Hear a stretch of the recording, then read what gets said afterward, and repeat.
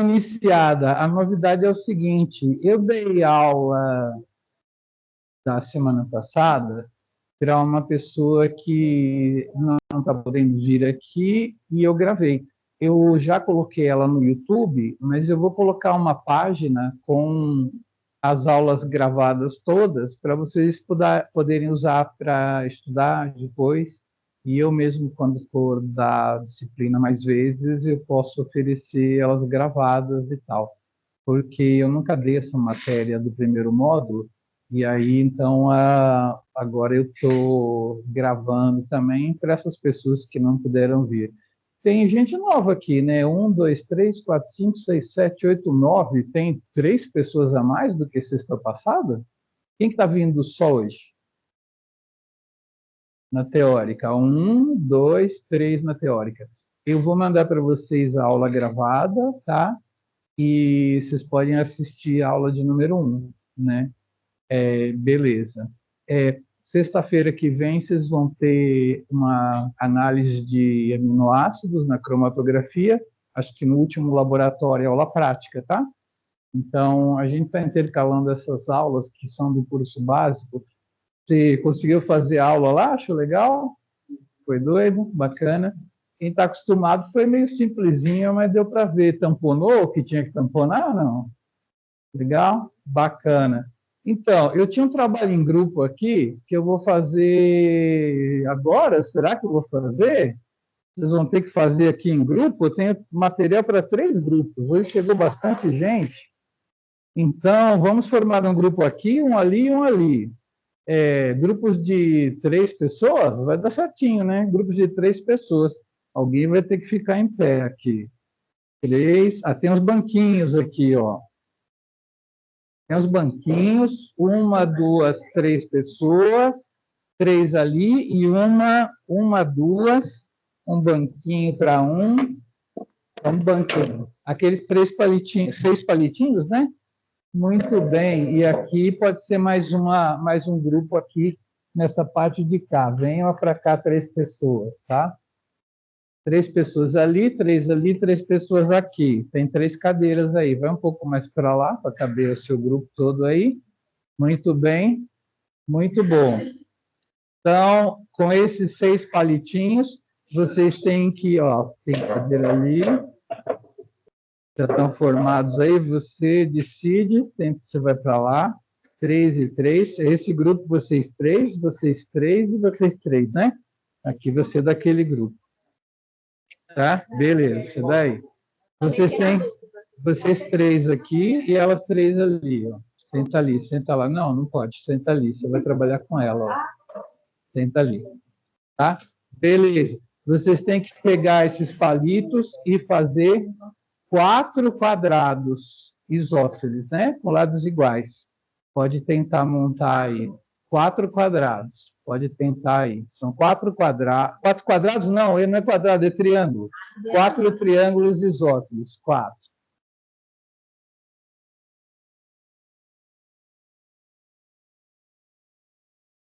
Tenta aí, tenta aí. Vocês não sabem a resposta, porque senão já tinham feito. Não pode cruzar. Não pode. E os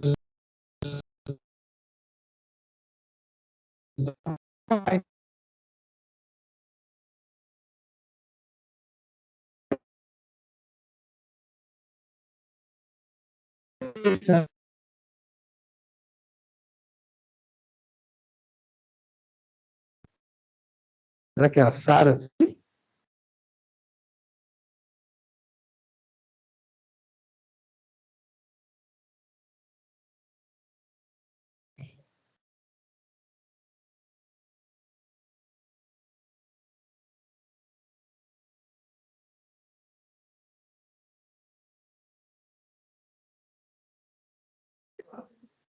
Equilátero, isso, é equilátero, é. Todos os lados são iguais. 4 quadrados, 4 triângulos. Esses não são, né? Tem 2 ali. Não tem. Quebrar o palito não precisa. Olha, eu vou te contar que eu aprendi num bar e eu usei meus conhecimentos de bioquímica para resolver. E eu resolvi. A pessoa ficou de cara, eu resolvi com bioquímica. Então vai lá, resolve aí no seu. 4. Ah, tá vendo? Bioquímica. É... 4, parabéns. Conhecimentos de bioquímica. Muito bom. Podem levar os palitos se quiserem para brincar de noite, para tirar sua mãe, seu pai, falar assim, mãe, tem que formar. Isso aí foi um tetraedro, né? Nós vamos falar do carbono e ele tem exatamente essa estrutura, o carbono no meio e esses bicos, né? Então, vocês viram aí justamente, né? Nós vamos falar da geometria do aminoácido e eu preciso disso daí para falar para vocês. Bom, vou dar um back aqui nessa aula aqui, né? A gente viu o pH e tampões na primeira aula, viu que o aminoácido tem dois grupos ionizáveis, né? Que é a carboxila e o grupo amino. Esse é o jeito ionizado de escrever, mas se eu fosse escrever ele numa fórmula para explicar melhor para vocês, eu colocaria o carbono que fica no meio daquele tetraedro, tá? E as ligações que eu vou colocar aqui não vão representar direitinho, mas eu vou colocar num dos bicos daquele tetraedro COOH, tá? Isso aqui a gente chama de carboxila. Carboxila. Beleza. Num dos grupos, eu vou colocar NH2. Eu vou separar os Hs para vocês verem ele bem. Esse aqui é o grupo amino, tá? O grupo carboxilo e o grupo amino. Aqui vou completar um H e uma cadeia lateral, que é a cadeia que vai diferenciar um aminoácido do outro, tá? Eu simplesmente escrevi ele assim, já estou escrevendo esse cara ali no meio, e eu digo para vocês que na química orgânica, como isso aqui é um ácido orgânico, né? O primeiro carbono ligado ao grupo funcional que dá o nome, ele é o alfa, tá? Esse aqui é o carbono alfa, porque é o primeiro perto da função ácido, né? Então, esse aqui é o carbono alfa, tá? E aí a gente pode dizer que isso aqui é um alfa-aminoácido, tá? É um aminoácido onde o grupo amino está ligado no carbono alfa, né? Então, vocês só falam aminoácido quando vocês vão comer um whey protein para recuperar seus aminoácidos, né? Mas então vocês vão aprender o que a gente chama de alfa-aminoácido, porque o grupo amino está no carbono alfa. Não é relevante isso, porque todos os aminoácidos dos seres vivos eles são alfa-aminoácidos mesmo, mas o carbono alfa ele é assimétrico. Se você imaginar ele no centro de um tetraedro, você pode ter esses caras aqui, por exemplo, para frente do quadro e esses dois para trás do quadro, tá? Aí ele tem uma certa geometria. Se eu imaginar esses caras para frente do quadro e esses para trás, é a imagem espelhada, não é o mesmo cara. Isso vai ficar melhor daqui a pouco. Mas antes disso, eu pedi para vocês decorarem o código de uma letra. Alguém decorou o código de uma letra dos aminoácidos? Não? Eu perguntei o que era o triptofano, não? Não? Ah, então tá. Falei que ia fazer hoje. Tá bom. Vamos lá. Eu separei para vocês aminoácidos aonde a primeira letra ela é a letra do aminoácido, então vai ficar fácil, tá? É claro que pode ter algumas repetições, mas fala um aminoácido com a letra A. Tem aqui, ó. Alanina. Alanina é a letra A. Letra C. Hã? Cisteína. Letra F. Fenilalanina. Letra G, guanina é base nitrogenada, tá? Glicina, legal. Letra H, hum? Histidina. Letra I e letra L, as duas juntas. Leucina e isoleucina. Letra M, é o primeiro aminoácido na síntese de proteínas. Como chama esse cara? Hã? Metionina. Legal. Letra P, é um cara meio torto. Cadê a prolina para nós aqui? Ali, né? Cadê?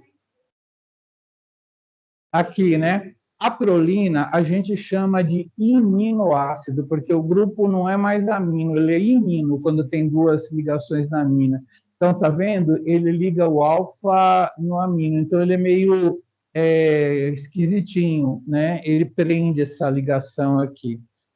Que mais? Estamos na letra P, ST, nomes bons para botar nas crianças.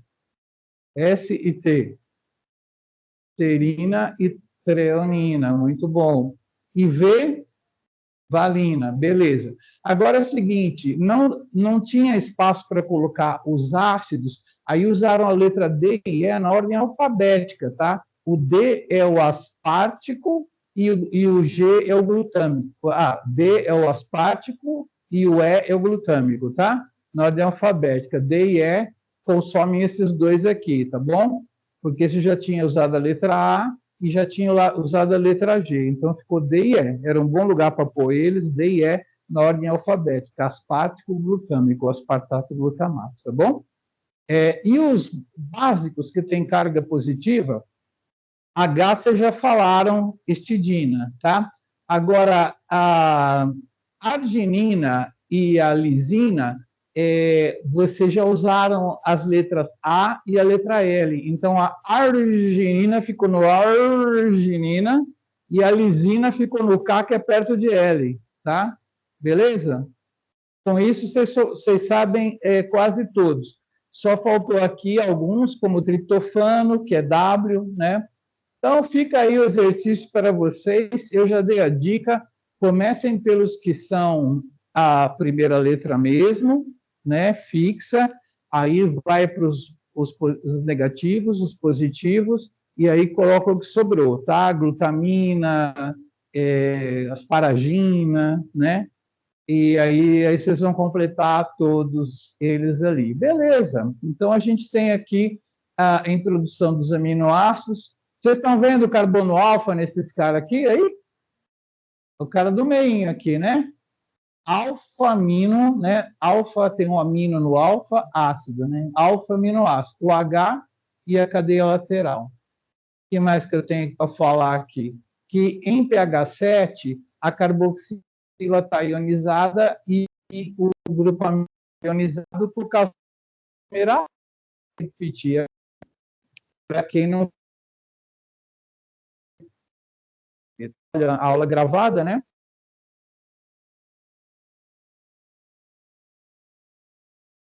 Isso, alguém me tipo alguém me ligando no WhatsApp,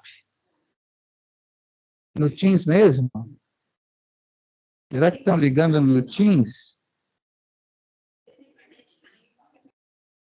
Pode ser, mas se alguém me ligou no WhatsApp, meu telefone vai falar, né? Alguém ligando. Foi mesmo. Deve ser uma chamada da mocinha lá. Mas eu vou ver se ela mandou um e-mail, porque eu pedi para ela entrar, né? Mas ela entrou, a Sara, né?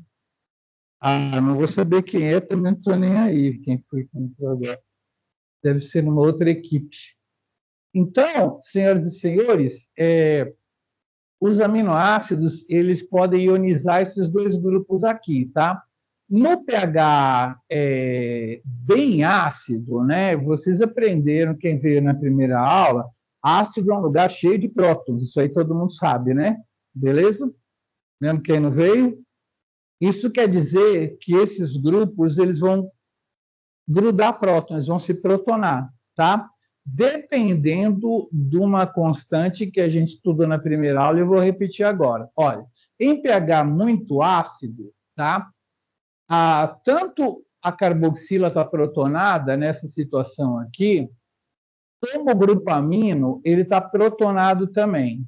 Os conhecimentos da primeira aula fazem você entender que esse cara, ele faz uma ligação com ele mesmo, assim, tá?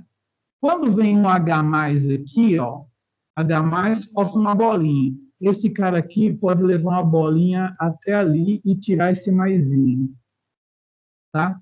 Só que aí ele vai ficar mais. Quem não veio na aula deu para sacar mais ou menos como que o nitrogênio fica com mais quando ele aceita o terceiro H. Para ele aceitar o terceiro H, ele dá um elétron para cá e ele fica mais, porque tipo sem elétron, entendeu? Ninguém mandou ele ser bonzinho, tá? Agora, ele naturalmente, ele não tem essa carga aqui, mas ele tem um parzinho de elétron aqui entre ele mesmo, que fica invisível para nós. Então, é por isso, ó, reparem aí quem veio na primeira aula, tá fácil isso? Os dois grupos estão protonados em pH ácido, tá? E em pH alcalino, os dois grupos estão desprotonados. Esse próton aqui saiu fora, né? E a carboxila perdeu esse H aqui e ficou CO-, tá certo isso? Tranquilo? Quem veio na primeira aula, quem não veio tem que estudar a primeira aula e vai entender tudo aí, tá? Então, no pH 7, ele está intermediário, né? Esse cara ainda não perdeu o próton, e esse cara já perdeu o próton, porque o pKa aqui é por volta de 2, o pH é 7, então acima do pKa desse grupo ele está desprotonado, né? E esse daqui, o pKa é 9. Aí, então, ele só vai... ele está protonado abaixo de 9, né? Só acima de 9 que ele vai perder o próton. É isso daí. Então, eles são ionizáveis, né? Então, vamos ver, segundo a aula passada, quais são os pKas da carboxila e do grupo amino, porque tem um efeito da vizinhança do grupo UR. Mas, olha, a carboxila, eu falei 2, porque, ó, quase todas elas ficam perto de 2, 2,5, tá vendo? Quase todas elas perto de 2, então, essa carboxila aqui, abaixo de pH 2 ela está protonada, acima ela desprotona. Então, logo no 7 ela está desprotonada. O grupo amino de todo mundo, o grupo amino comum aos aminoácidos, eu falei 9, né? Acho que tem um 9, ó. 9 quase 10, né? 9,5, 10. É um 9, 99 e 10, tá? Então, assim, você já pode generalizar por volta de 2, por volta de 9. Se isso aqui é pH 7, né? Acima de 2 já desprotonou. E abaixo de 9 está protonado, né? Aí, primeira aula. Estou indo rápido porque foi primeira aula isso aí. Agora, o que é importante é a cadeia lateral. Vamos pegar os aminoácidos ácidos, aspartato e glutamato, tá? Também pode chamar de ácido aspartico e ácido glutâmico quando eles estão protonados. Desprotonados, aspartato e glutamato. Essas duas não importa, eu quero ver a cadeia lateral. O aspartato tem uma cadeia lateral com pK 3,9 e outro 4, tá? 4, beleza? 4. Os ácidos, então, a cadeia lateral deles, essa carboxila, quando o pH é 4, né? A gente pode representar assim, no pH 4, né? pH igual a 4. A gente pode representar assim, que uma parte está protonada, esse aqui eu não vou escrever, em equilíbrio com uma parte já desprotonada. Então, assim, 50% está assim e 50% está assim, com relação a esse cara. Esse grupo amino aqui não tem. Não tem. Só tem esse cara aqui. O resto, aqui é o resto. Não vou representar os outros grupos, o resto. Então, no pKa igual a 4, a gente aprendeu na primeira aula que é o lugar onde metade está assim, metade está assim.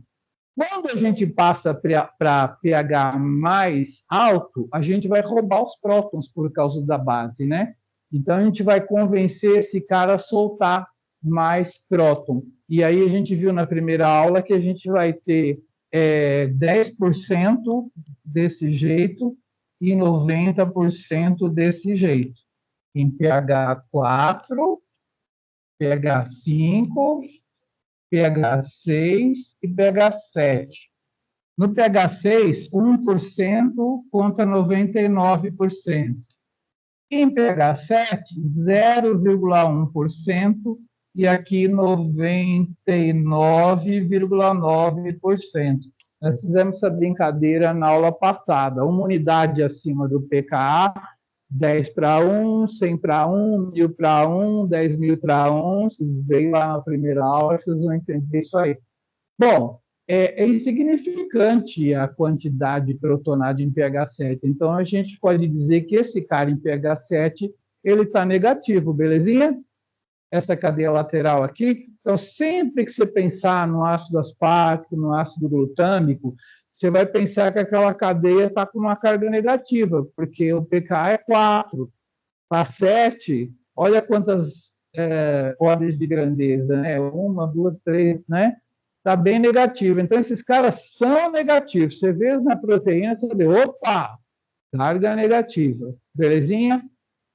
Esses caras aqui, eu vou deixar a histidina para depois, porque está escrito aqui que a histidina é básica peronomútil. Vocês vão aprender que a histidina é legalzinha. Ela é básica, ela tem carga positiva. Peronomútil eu vou explicar. Primeiro vamos matar esses dois aqui. Como é que é o K? É o que mesmo? Lisina. E o R? Ginina. Muito bem. A ginina e lisina aqui, ó, vamos ver o pK dos caras. Ué, cadê meu pK? Sumiu. Arginina e lisina, né? 10,5 e 12, né? Vamos botar 11, 12, tá? 11, vamos pegar a lisina, 11. Então, quando a gente tem o grupo amino da lisina, o grupo amino da lisina nem é um NH3, mas por licença poética, aqui, ó, a lisina é um NH3, então fiz bem pegar a lisina. A lisina é um NH3 mais mesmo.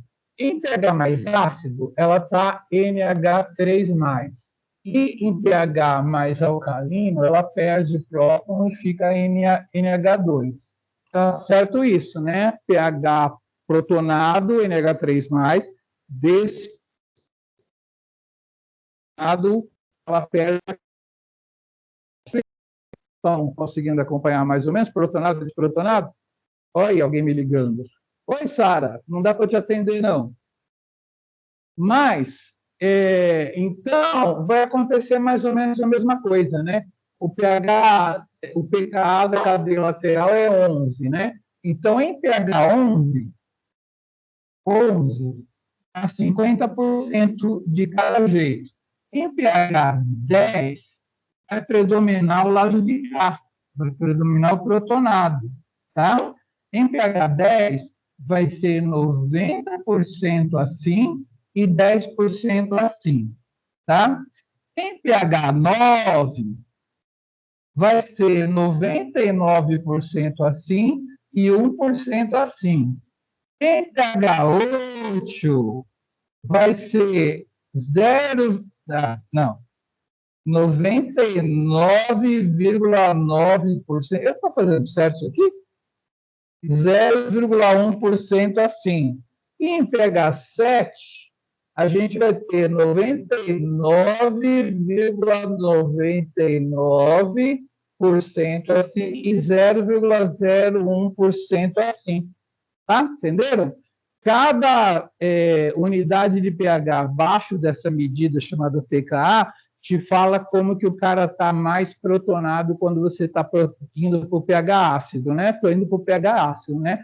De 11 para 7. Então, igual, predomínio de 90 para 10, 99 para 1, 99 para 0,1 e tal. Então, no pH 7, é insignificante esse cara aqui. Então, esse cara pode ser considerado positivo nas suas proteínas. Combinado? Arginina e lisina, cargão positivo ali, aspartato e glutamato, cargão negativo. Belezinha? Combinado? Esses 4 aí, certinho? Na verdade, eu dei toda a aula de pegar e tampão para explicar isso. E agora eu vou explicar a histidina. A histidina é doida. E olha o pKa da cadeia lateral. Cadê você? A histidina está aqui. O pKa da cadeia lateral é 6. 6. O pKa é 6. Então, em pH 6, quando o pH for 6, ela vai estar... pH 6, ela vai estar 50% e 50%, tá? O grupo que ela tem é um grupo amino esquisitinho, tá bom? Deixa eu ver o grupo amino dela. Aqui, ó, é um grupo amino esquisitinho. Ele tem um N com um H+, porque esse nitrogênio aceitou o H e ele fez 1, 2, 3 mais a quarta. Para ele fazer a quarta com H, ele pegou aqueles 2 carinhos e falou: H, tadinho de você, vem brincar. Pega esse cara aqui que eu fico positivo, entendeu? Aqueles 2 lá, aqueles 2. Então, aí eu fico positivo. Então, ele ficou positivo aqui, porque, ó, 4 ligações não dá para ele, né? Ele só faz 3, né?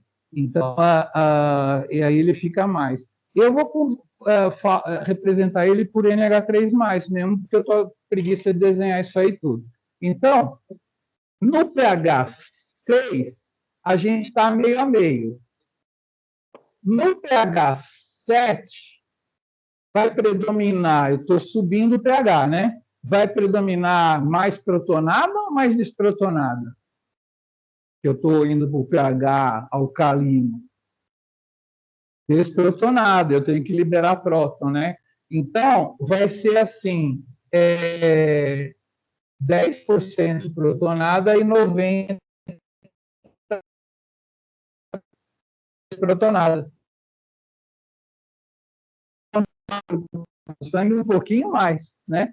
Então, por isso que eu costumo dizer que ela é básica peronomútil, porque no pH fisiológico, só 10% vai estar com a carga, 90% não. Entenderam o peronomútil?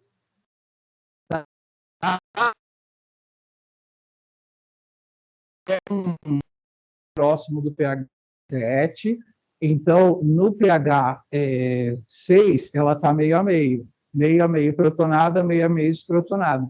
Agora, quando eu aumento o pH, predomina esse cara, 90 para 10. 90 para 10 já é significativo. Não vou calcular direitinho quanto seria em 7,4, vai dar lá uns 93, 94, 95, sacou?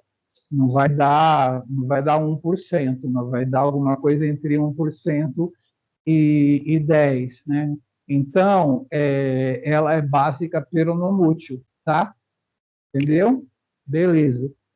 Mais para frente eu vou contar para vocês que se ela estiver perto de um ácido aspartico ou ácido glutâmico negativo, isso convence ela a aceitar mais o próton e ficar mais positiva, mais moléculas ficarem positivas. Quando se aproxima uma carga negativa dela, ela fala assim, opa, eu vou ficar com aquele próton aqui e eu vou ficar positivo, para poder, né, trocar uma resenha, esse ácido aspartico que chegou em mim, ele chegou, tá, ela acaba ficando mais positiva, entendeu? Isso aí é mais para frente, não é agora não. Beleza, aqui está a titulação. Isso aqui é uma titulação de um cara que tem 2 grupos só, né? Que ele está titulando a carboxila primeiro, soltando próton no pH 2,35 e no pH 9,87 está soltando o próton desse grupo. Ó, protonado, desprotonou, ainda está protonado, desprotonou só aqui. O grupo amino desprotona só aqui e a carboxila protona.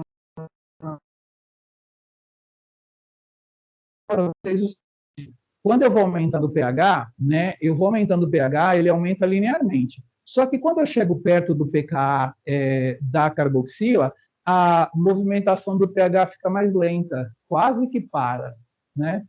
Quando eu passo muito, eu quebro o tampão, porque ele não resiste mais, né? Ele não está mais 10:1. Então, aí o pH sobe, né? Tal. E aí, eu chego na hora de protonamento, de desprotonamento do segundo grupo.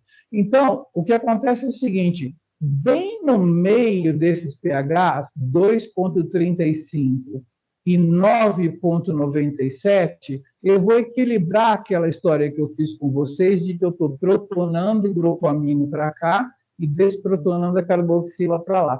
Quando eu chego exatamente nesse lugar aqui, eu equilibrei esse cara protonado com esse cara desprotonado, eu tenho as mesmas quantidades. Então, isso aqui é uma coisa interessante, que é um lugar,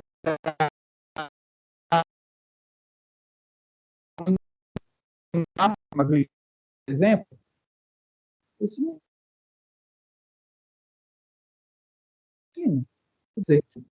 é zero, tá? Esse aqui é o lugar. Qual é esse pKa? Fica com carga igual a zero, né?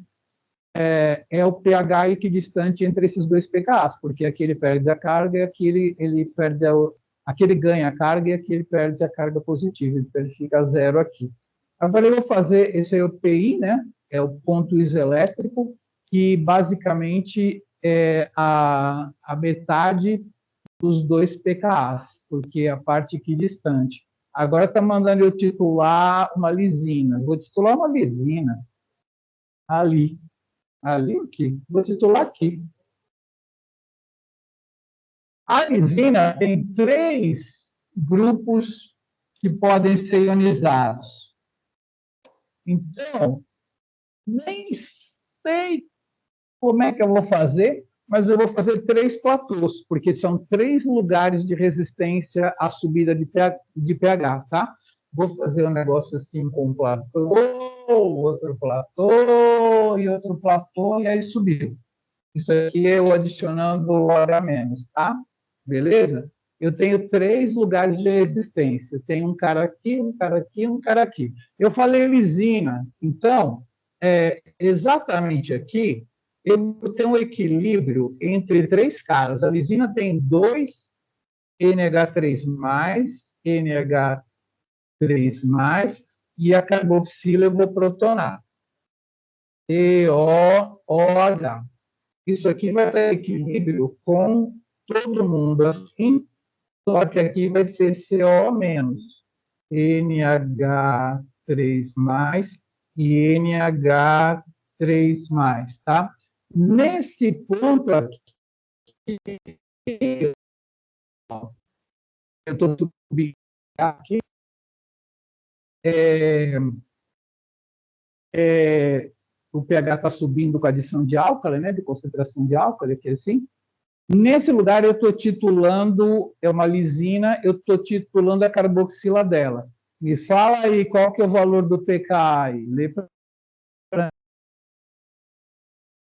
mim aí. É o da carboxila. Carboxila aqui, ó. 2,16. Nesse lugar aqui, 2,16 está metade e metade, tá? Qual que é a carga líquida, somando as da esquerda e da direita? Quanto que está com carga aqui? Quantos mais, quantos menos, desconta. Sobra aqui? Sobra mais ou mais menos aqui? Quantos mais tem aí que sobrar? 2? 1, 2, 3, 4, tira 1, 3. A carga aqui é mais 3, tá bom? Beleza? Muito bom. Nesse momento aqui, ó, eu vou já fazer o equilíbrio aqui, tá? Eu vou titular o primeiro grupo amino, que eu posso escolher qualquer um. Vou escolher da cadeia lateral ser esse, né? E o outro aqui.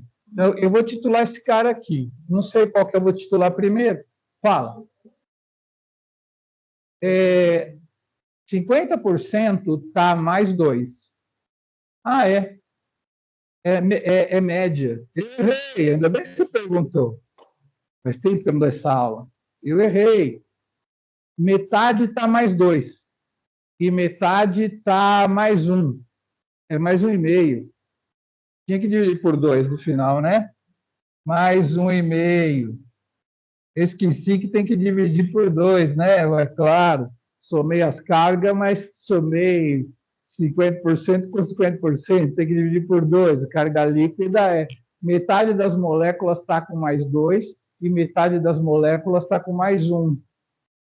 Então, né? Carga líquida das moléculas mais 1,5. Eu acho que aqui já vai ter uma surpresa muito grande.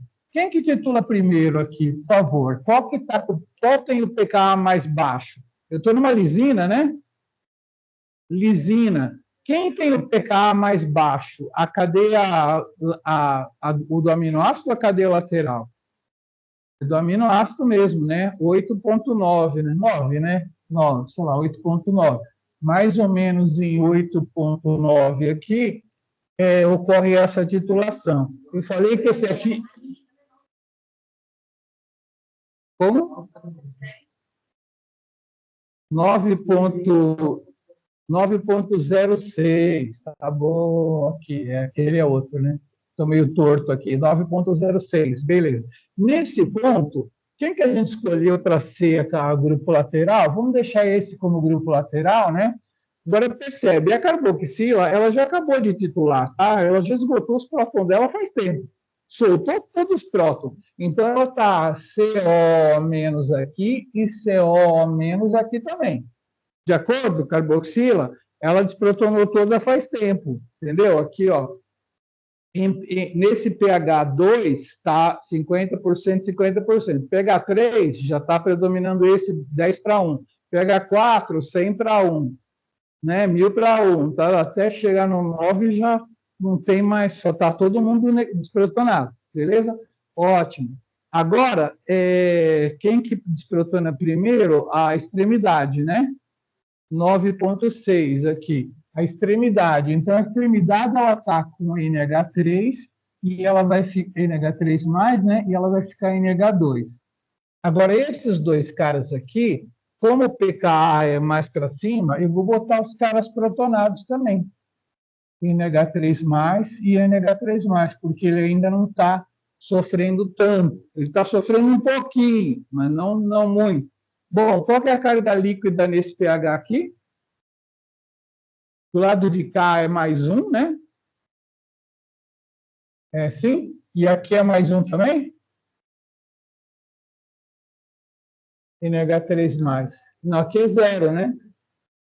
Então, a carga líquida aqui é mais meio, né? Beleza. Muito bom. Agora, essa carga aqui, vamos ver, vamos desprotonar outro cara. Isso aqui é no pH 10 ponto alguma coisa? 10,54. Nessa posição aqui, a gente vai ter aquele cara já está desprotonado, né? NH2. A carboxila já está desprotonada. E a cadeia lateral, ela está passando de NH3+, para NH2. Vamos ver a carga. A carga aqui é 0, né?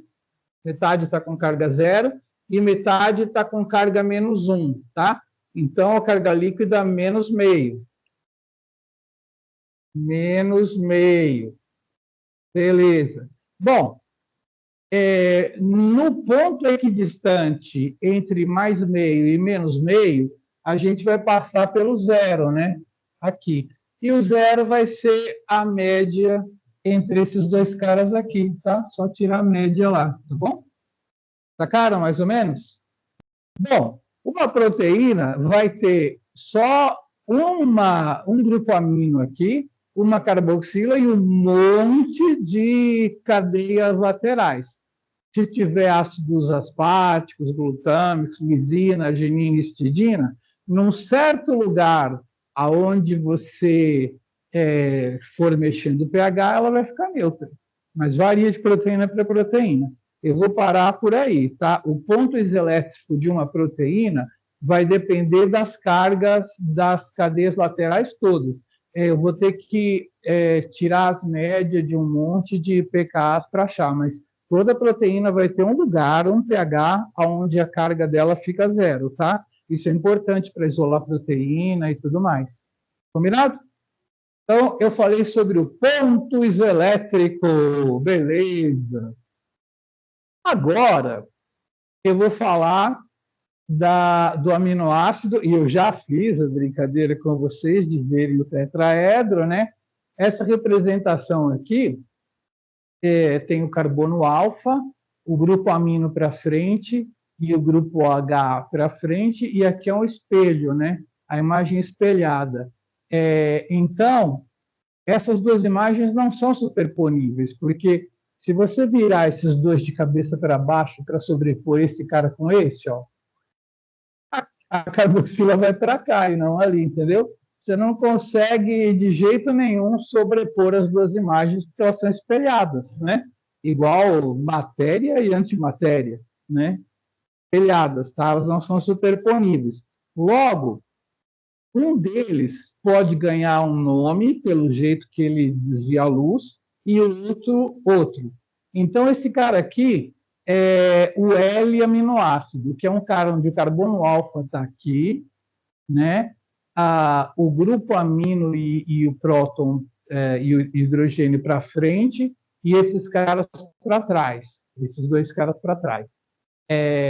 Esse daqui é os L-aminoácidos. Se eu olhar a imagem no espelho, né, aonde eu tô com esses caras para trás e esse cara para frente, mas do outro lado, né, a brincadeira é do outro lado, né, em vez desse cara estar aqui, ele está lá, esse cara aqui é o D-aminoácido, tá? Muito bem, senhoras e senhores. Agora o professor Miguel vai deixar de ser um professor de química e virar finalmente um professor de biologia. Na hora que a gente faz uma síntese química desses caras aí, a gente produz uma mistura racêmica, produz metade D e metade L. Normal, né? Vou fazer uma síntese química, ligar os caras lá, metade fica assim, metade fica assim. Como que no ser vivo só tem L? Quem me responde? Porque as enzimas que fabricam eles. E dentro da enzima, você faz ali, vai fazer só os L, você não fabrica os D. E se eu fizer os D, tudo que eu vou ensinar agora de estrutura de proteína, dá tudo errado. Porque a proteína tem que girar assim, quando eu uso meus Lego que gira para a esquerda. Se eu colocar um Lego que gira ao contrário, eu vou produzir uma antimatéria, entendeu? Uma antiproteína, fode tudo. Então tem que ser tudo L. Se for uma mistura de D e L, é outro planeta, outro mundo. Pode ser que tenha, entendeu? Um outro planeta onde tenha o DNA tenha 6 bases ao invés de 4. Vocês assistiram o ET? Quando eles usam o ET, não é no final, sabem que ele voa no final, né? Porque tem a bicicletinha. Aí eles falam assim, olha, ele tem DNA, mas ele tem 6 bases, né? Então pode ser que tenha vida só com desaminoácidos ou com uma mistura, mas vai ser uma vida meio louca, vida louca que chama, né? Vida L-O-K-O, louca, tá? Vida louca. Os aminoácidos são todos L porque eles são fabricados por enzima, legal. E a faz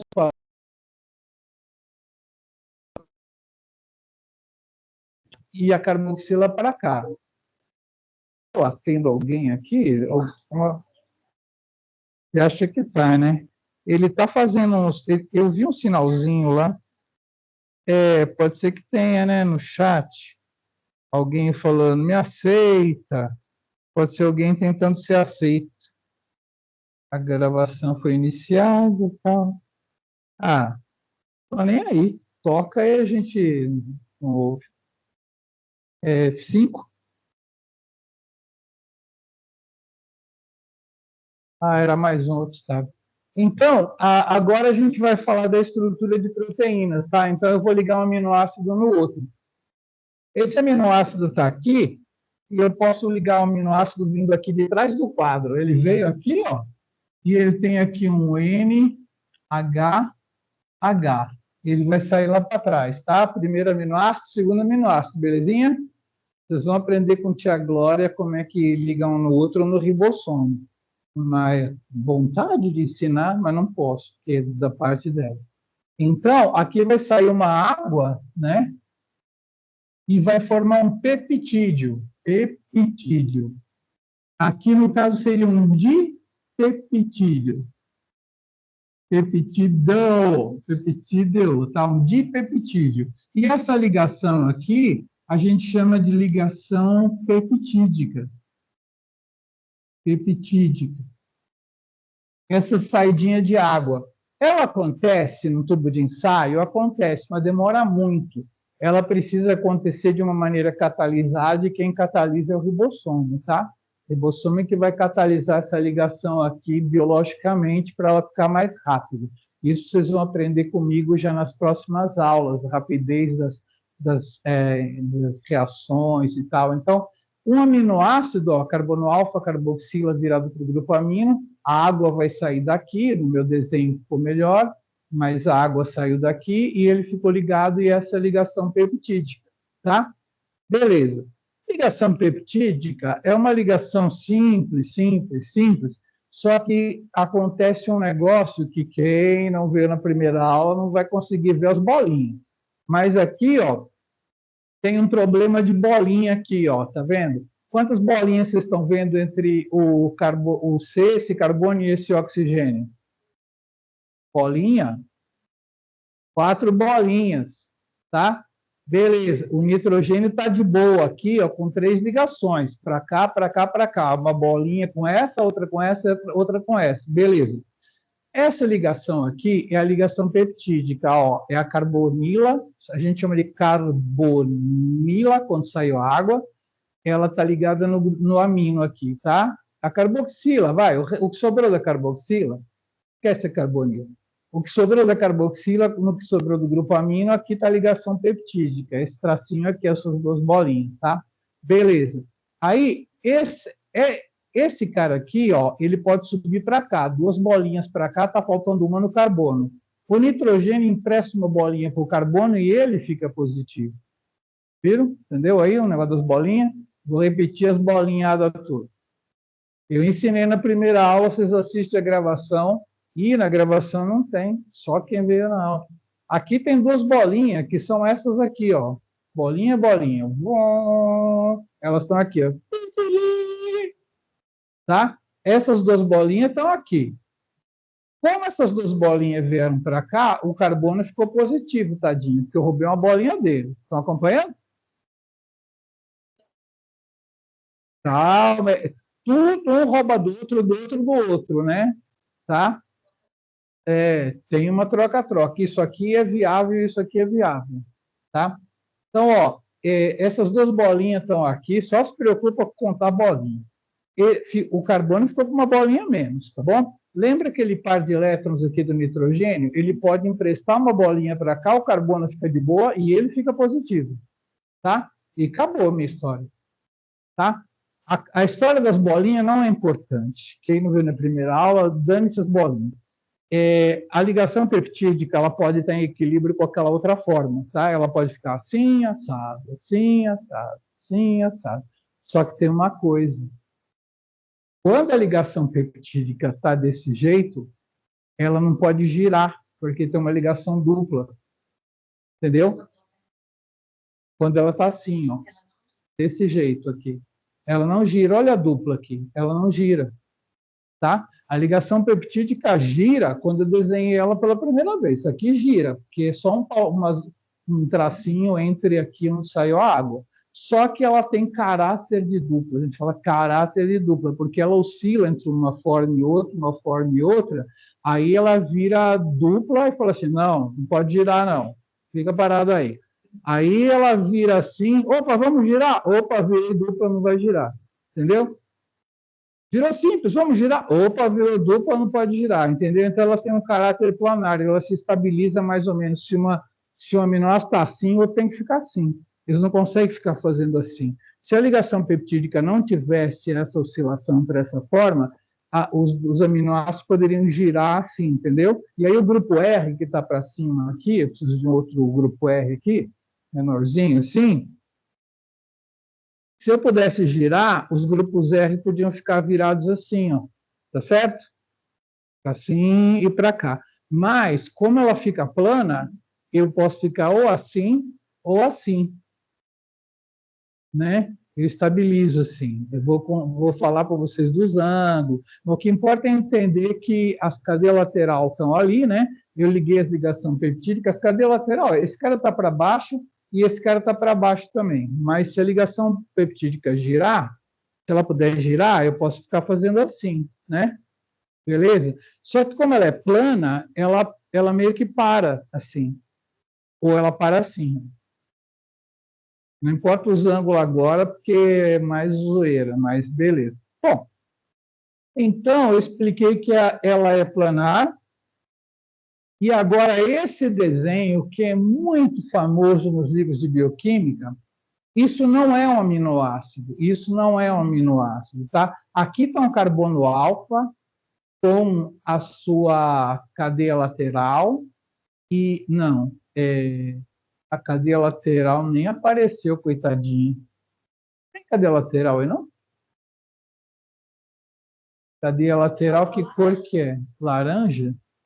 Ah, essa aqui é laranja, porque para mim, lá, as moças lá, a laranja é do meio, para mim estava vermelho daqui. A laranja é essa, né?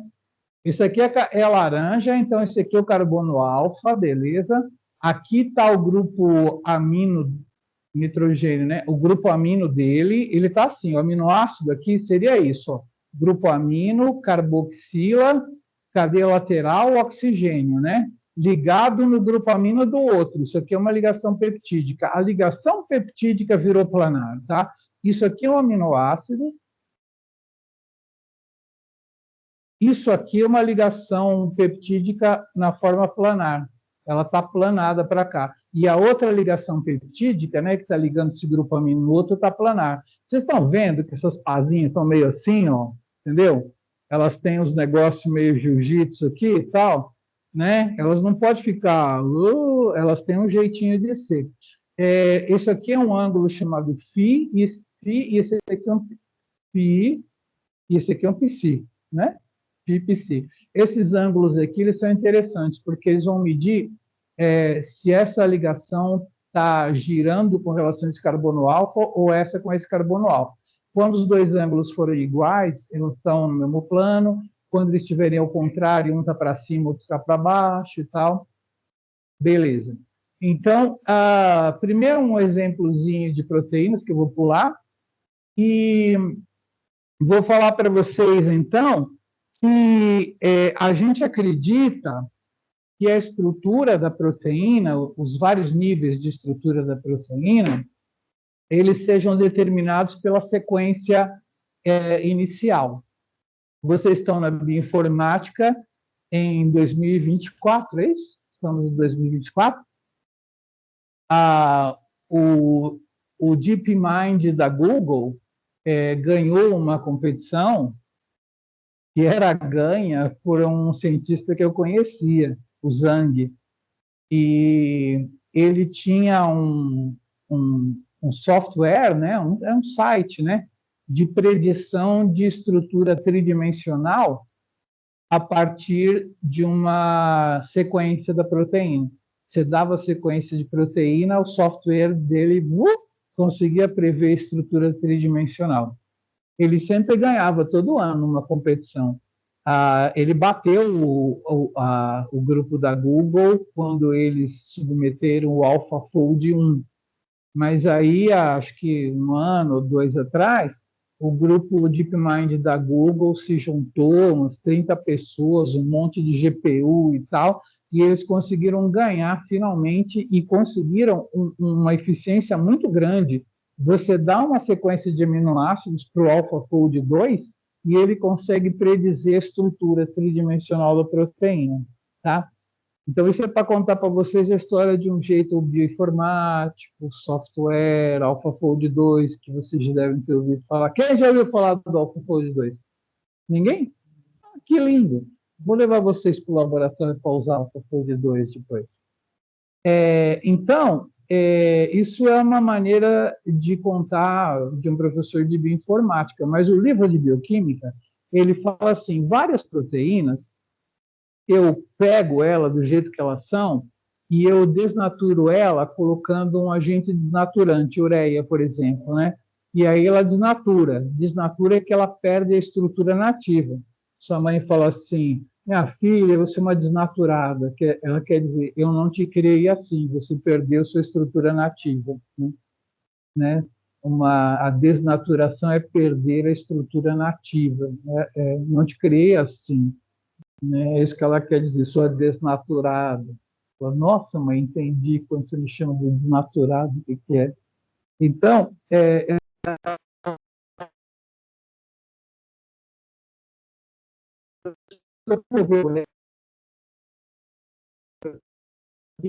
volta para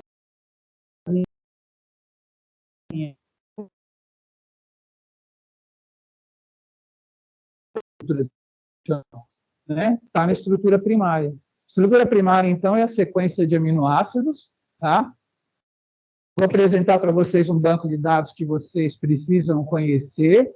Pode colocar Uniprot, é uniprot.org, mas pode colocar Uniprot e colocar alguma proteína lá para vocês já irem brincando, tá? Na bioinformática precisa conhecer o Uniprot. Coloquem lá. Eu coloquei myoglobina, tá? E aí abriu a mioglobina de Homo sapiens com esse identificador P02144, a de os músculos, que é o camundongo, P04247, a desse bicho aqui, Bostaurus é boi, ratos norvégicos é o rato, não confundir com camundongo, e tal, e vai abrindo todas as proteínas e tal. Eu cliquei na humana e pedi a sequência de aminoácidos, eu cliquei em sequence aqui, ó, lá no fim da lista, e aí uniprot.org deu para mim a sequência de aminoácidos. Eu posso fazer o download dela e tal, pá. Então, isso aqui é a sequência primária, tá? Uniprot.org, sequência primária, belezinha?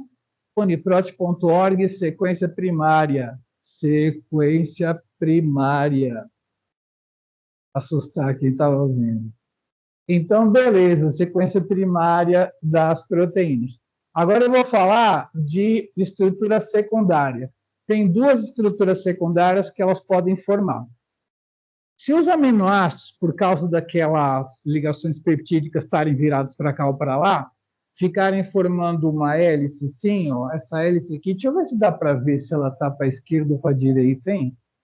A tridimensionalidade está bom aqui, ela está virando para a esquerda, vocês acham? Está passando na frente aqui, passa atrás? É, né? Tá? Ela está girando no sentido anti-horário, não é? Parece que ela está girando para a direita ou para a esquerda? Quando você sobe nela, é horário, indo no horário, né?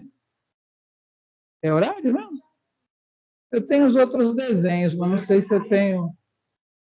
Está aparecendo horário, né? É horário, é horário. Tá bom, horário, horário. Mas não pode ser os dois. Ela está destrógera, né? Isso. Ela virando para a direita. Destrógera. Girando para a destra.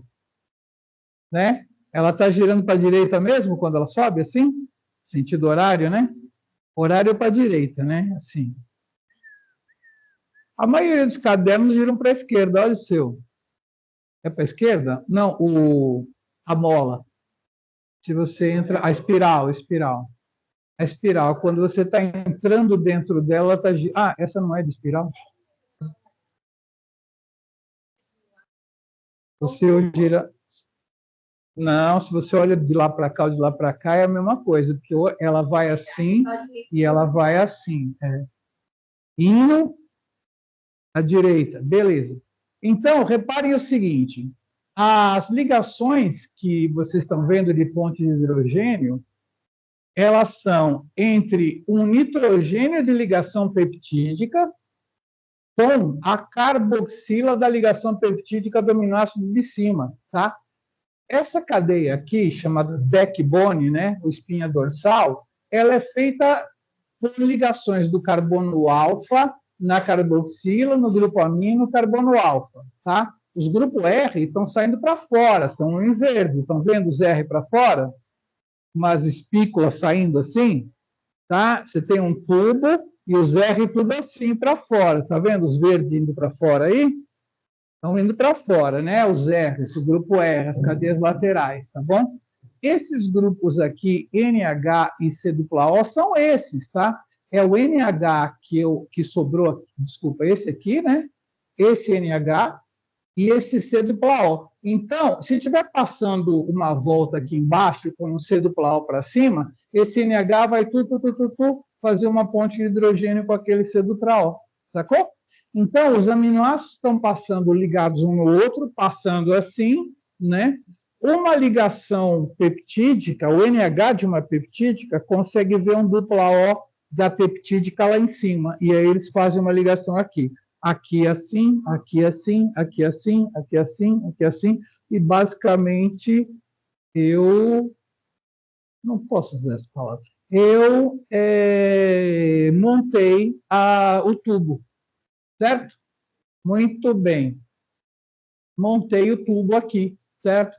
É uma estrutura secundária no formato de alfa-hélice, formada por pontes de hidrogênio entre os grupos C-O e os NHs de ligações peptídicas acima delas, né? NH com C-O acima, NH com C-O acima. Então, você vai girando assim, ó, e os NH olham para cima e falam, meu, tem um C-O aí, vamos se ligar? Ah, bota aí, meu. Aí, entendeu? Colou. É a mesma proteína enroladinha. Ela está passando, é uma escada, diferentes aminoácidos, é mais ou menos uns 4 para cima. O NH de outro lá, mais ou menos uns 4 de distância. Na hora que dá 4, o quarto está passando em cima do primeiro. E aí esse cara fala assim, vamos colar nosso NH naquele cara de cima? Mais ou menos 4. Tem um passo a hélice que não é exatamente 4, é 3,7, mas é 3,6, tá? Ela não fica retinha. Dá para ver que o cara desenhou meio tortinho? Dá exatamente 3,6 aminoácidos. Não é porque a carboxila está antes e o grupo amino depois, né? Mas, assim, se você quiser contar aminoácidos, você contar a distância dos verdes, é 3,6. A cada 3,6, uma alfa-hélice passa em cima dela mesma. Entendeu? Esse número a gente usa muito porque a gente está interessado nos grupos R, aonde eles estão, entendeu? Então, assim, cada 3,6 aminoácidos, eles estão virados para o mesmo lado. Não exatamente, né? Porque é 4, né? Entendeu? É mais ou menos isso. A cada 3,6, essas cadeias laterais estão viradas para o mesmo lado numa alfa-hélice. Entenderam isso? Tá? A gente usa essa distância de um aminoácido para o outro, é 3,6.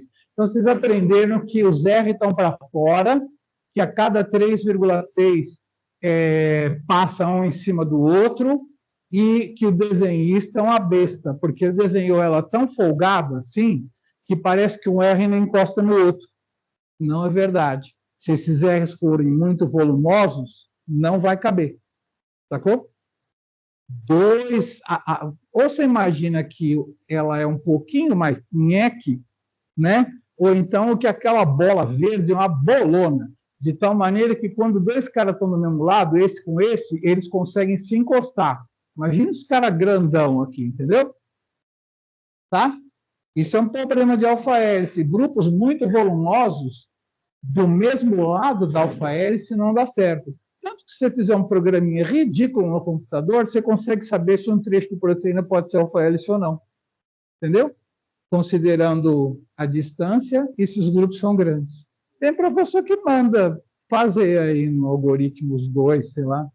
Dá para fazer. É claro que existem programas interessantes que olham e e computam melhor e falam, isso aqui pode ser alfa-hélice, isso aqui não pode ser alfa-hélice. Sacou? Então, tem os impedimentos e tal. Chega de alfa-hélice.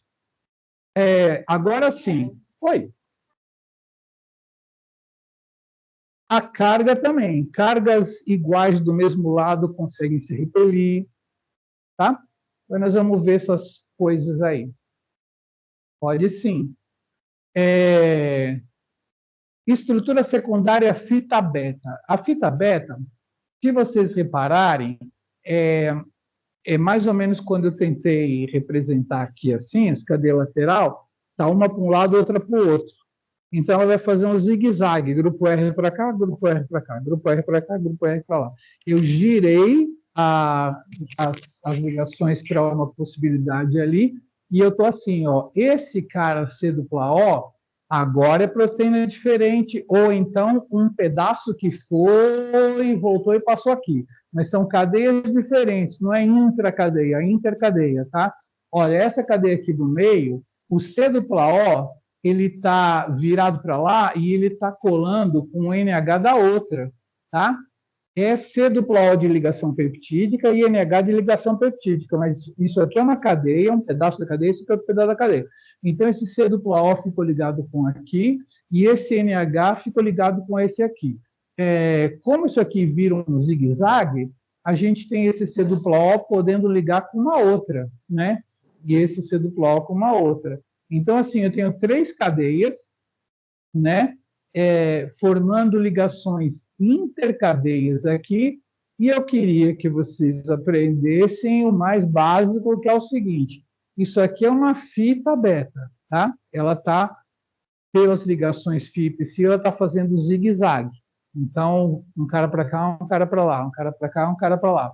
E quando eu tenho uma interação de 3 fitas ou mais, aí eu chamo de folha, folha beta. Olha aqui uma folha beta como é que fica. Ó, eu tenho várias fitas, 1, 2, 3, 4, 5, 6, 7, formando uma estrutura que aí eu chamo de folha beta. Miguel, o que é estrutura secundária? A fita ou a folha? A fita. Mas se quiser chamar a folha, também pode, tá? A folha é a estrutura, porque uma fita beta, ela não é fita beta sozinha, tá? Perceberam que ela se estabiliza com as vizinhas? Não posso chamar uma fita beta de estrutura secundária porque ela, né? Ela muda de orientação, vira um loop desordenado. Então, assim, vamos dizer que as duas são estudadas como estrutura secundária, né? A fita beta e a folha beta, porque não tem como eu formar uma beta e ela ficar parada se ela não for uma folha, pelo menos, de 2 fitas, né? Uma folhinha, né? Uma folhinha. Em São Paulo, você põe na parede lá e sabe que dia do mês que é. Uma folhinha. Muito bem. Agora nós vamos para olhar o relógio.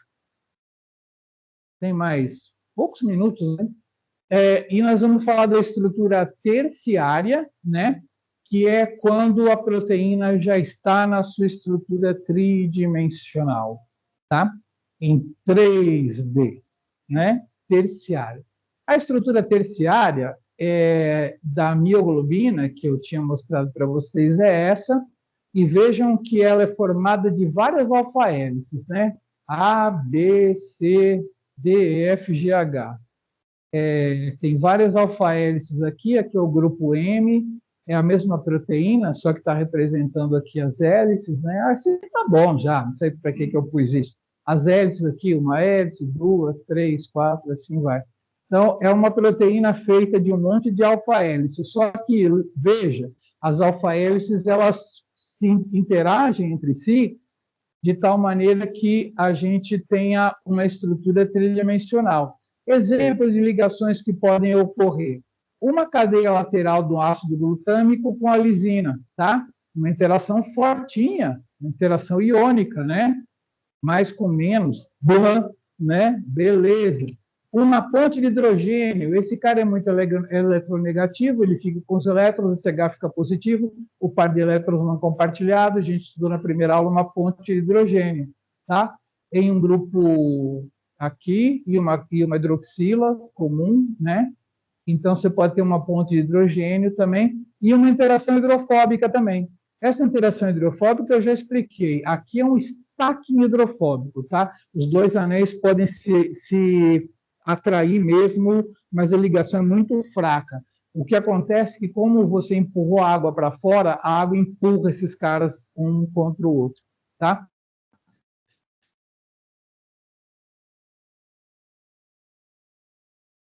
Mecânica, né? Carga positiva com carga negativa.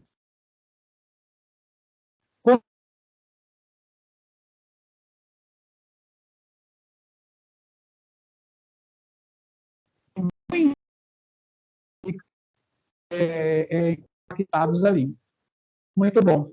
Olha, deve ter alguém desesperado para falar com a gente, né? Para entrar na sala. Talvez eu tenha que alterar a desconexão, você acha? Ah, ele tá? Eu tenho um cabo, mas resolveram colocar IP fixo aqui, porque ele estava dando IP flutuante, né? Então eu preciso falar com a galera para me credenciar na rede 26, né? Que é 26. Eu não tenho credenciamento para usar aquele cabo. Podia ter usado esse computador. Né? Próxima aula. Então, senhoras e senhores, quando desconecta, eu tenho que fazer igual pilhado, né? Vamos voltando para o YouTube e a rádio. Voltando para o YouTube e a rádio. Então, uma interação que pode ser na terceira também, que é a ponte de sulfeto. Cadê a cisteína aqui? Cisteína, metionina, tirosina, cisteína. A cisteína, ela é polar por ter H aqui, ó. Ele pode reagir com SH de uma outra cadeia, mas reagir e fazer uma ligação covalente. Vou mostrar aqui.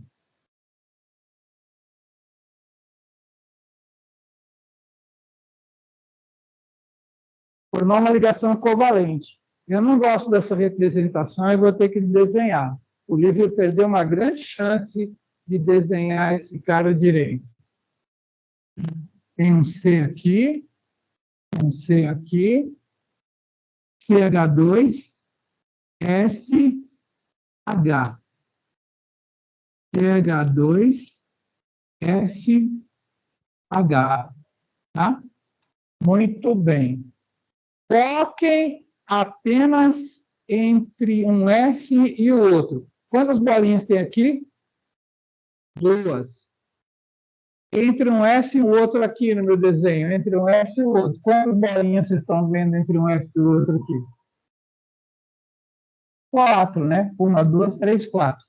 Ou seja, aqui tem quatro elétrons nessa região aqui e ali dois sumiram, tá? Muito bem. A expressão que a gente usa quando os elétrons são roubados é que foi oxidado, tá? E quando a gente coloca elétrons, a gente chama que a gente reduziu, beleza?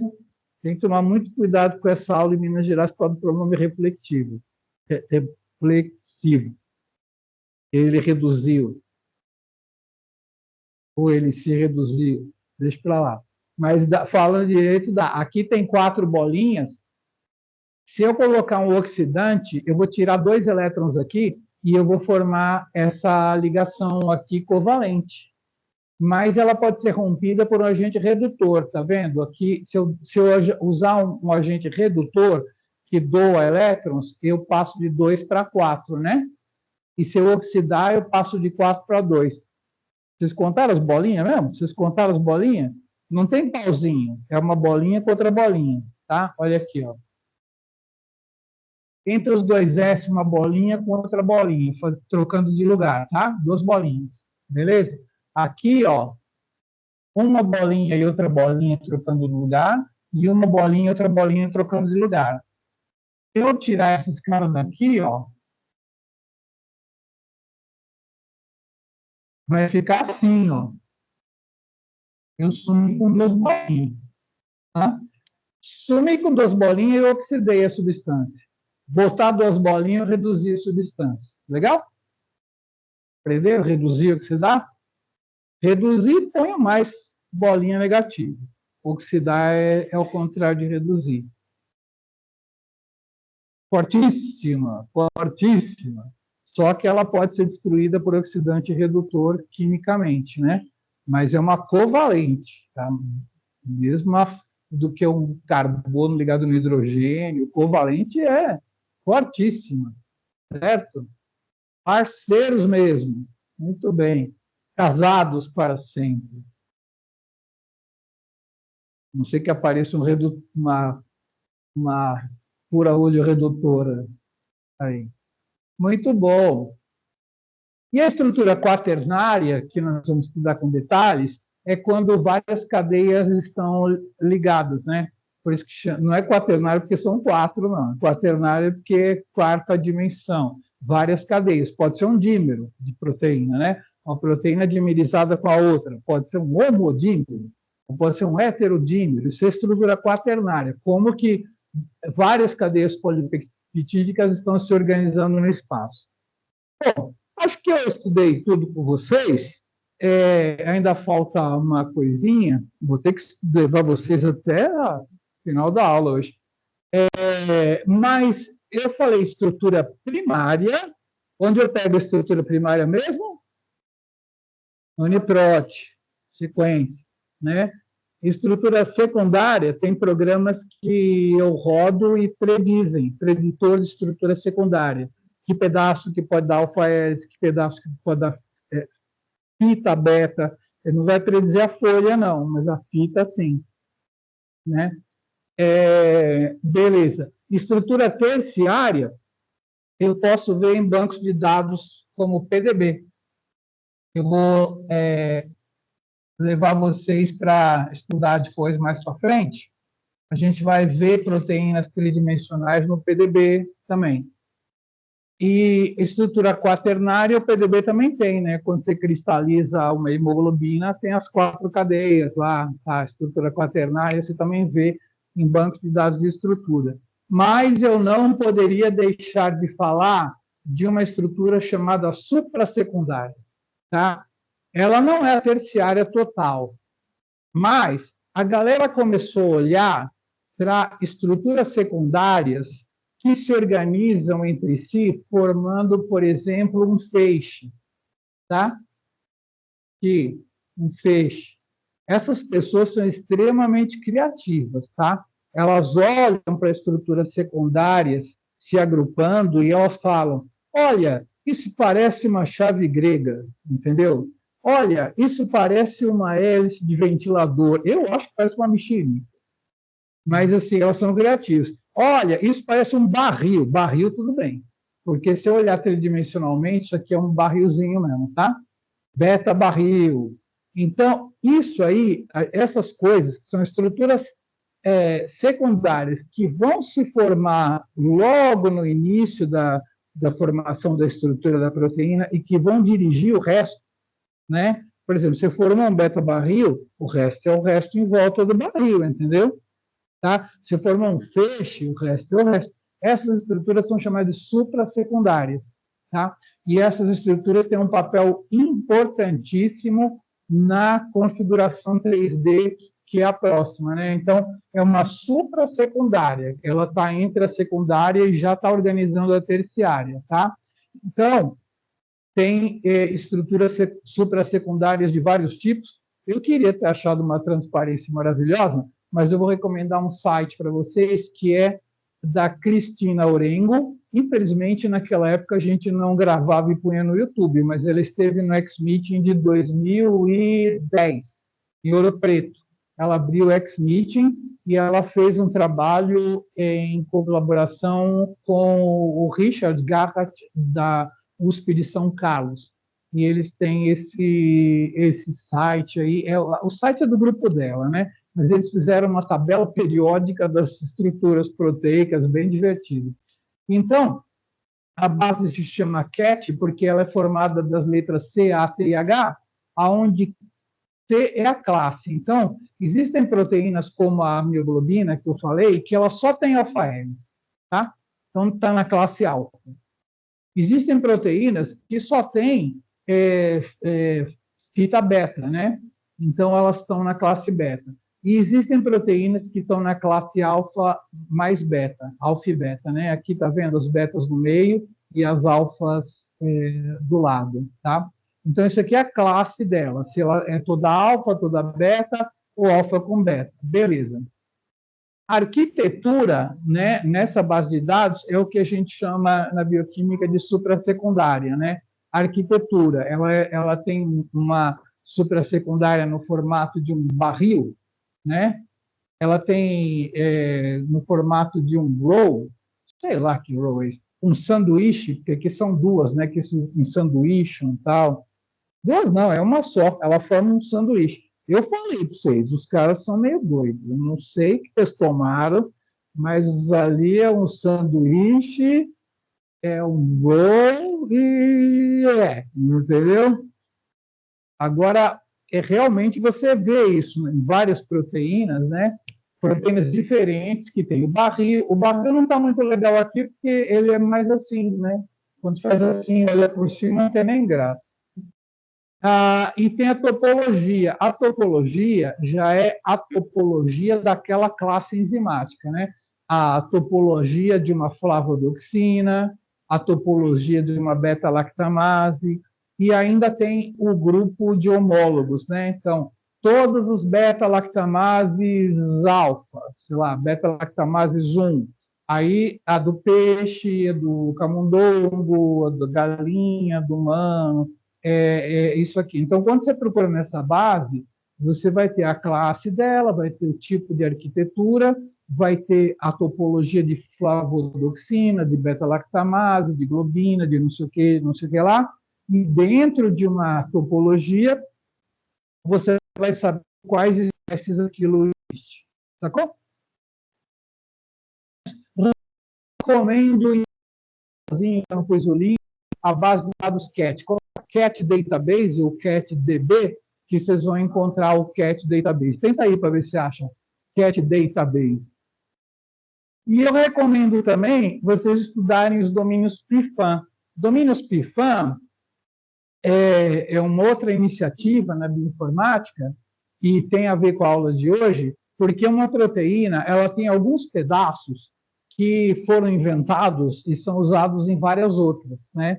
Isso aí a gente chama de domínios. Então, quando eu faço um alinhamento múltiplo de uma família de proteínas, eu vejo que tem umas regiões que são muito conservadas, né?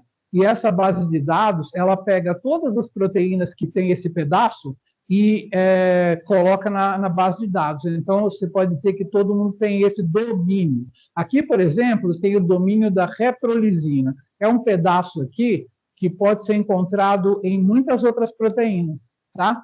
A reprolisina é isso aqui, é encontrado em muitas proteínas, e esse domínio pode ser encontrado em proteínas muito diversas, tá?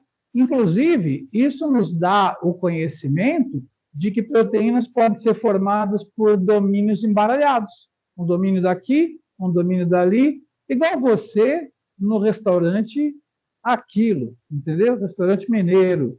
Você vai lá, você pega o arroz, vai ser feijão ou vai ser o tropeiro? Ah, hoje é tropeiro. Então, vou combinar com o quê? Com uma rabada ou uma carne de panela? Ou rabada, tropeiro, arroz, beleza. Ah, vou botar um quiabo hoje, amanhã não, entendeu? Então, essas coisas assim acontecem. Olha que legal. Esse domínio verdinho aqui, por exemplo, ele está nessa proteína aqui, mas está nessa daqui também, está nessa daqui duas vezes.